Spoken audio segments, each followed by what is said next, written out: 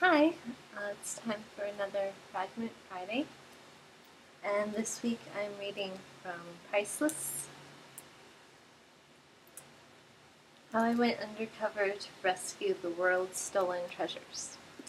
And I know several of you are art crime enthusiasts, kind of like me, and this book was written by the former uh, director of the FBI art crime team. He was the only full-time undercover employee of the team, and his name was Robert K Wittman. So I'm going to read you the very beginning of the book. And when I was reading it, I kind of heard Michael Weston's voice in my head from Burn Notice. So it kind of has like that, spy action feel to it. So let's get started. Chapter 1, South Beach, Miami, 2007.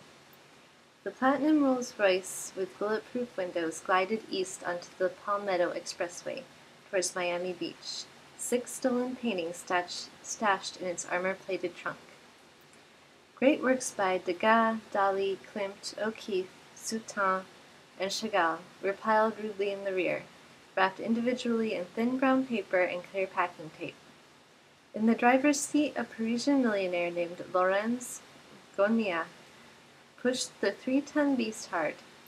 He entered the left lane approaching 80, then 90 miles an hour, the vehicle's menacing stainless steel grille leading the way. At Interstate 95, the glimmering Rolls turned south, hurtling down the raised concrete ribbon, the Miami skyline rising ahead.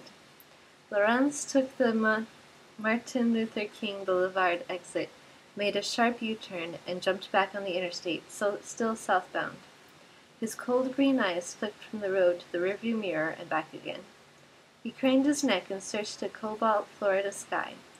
Every few minutes, Laurens stabbed on the brakes, dropping down to 40 or 50 miles an hour and slipping into the right lane, then abruptly punched the gas again.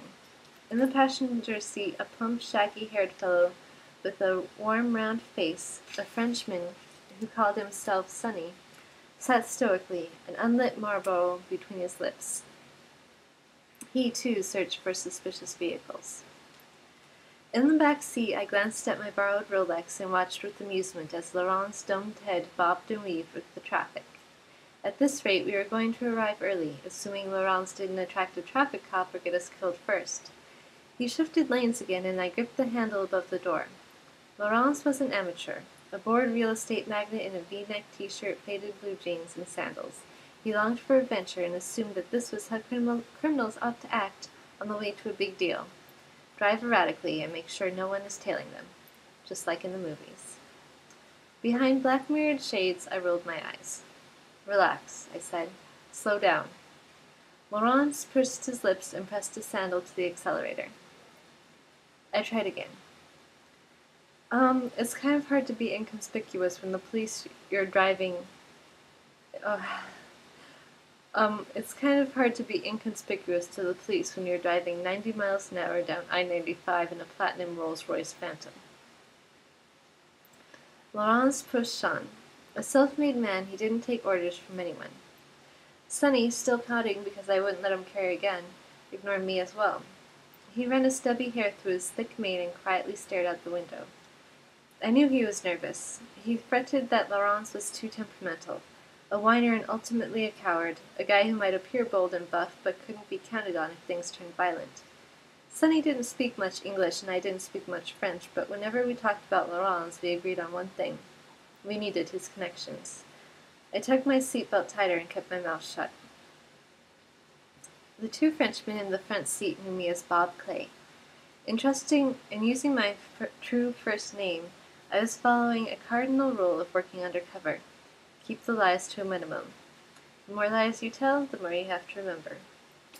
Sonny and Laurent believed I was some sort of shady American art dealer, a guy who worked both sides of the legal and illicit art markets, an international broker comfortable with multi-million-dollar deals. They didn't know my true identity. Special Agent of the Federal Bureau of Investigation and Senior Investigator of the FBI's art crime team. They didn't know that the European criminal who vouched for me in Paris was in fact a police informant. Most important, Sonny and Laurence viewed today's sale of 6 paintings as a mere prelude to the big one. Together, with their French underworld connections and my money, we were negotiating to buy a long-lost Vermeer, a couple of Rembrandts, and 5 sketches by Degas. This collection was worth $500 million, and far more significant, it was infamous. These were the very masterpieces stolen 17 years ago during the greatest unsolved art crime in history, the 1990 theft from the Isabella Stewart Gardner Museum in Boston.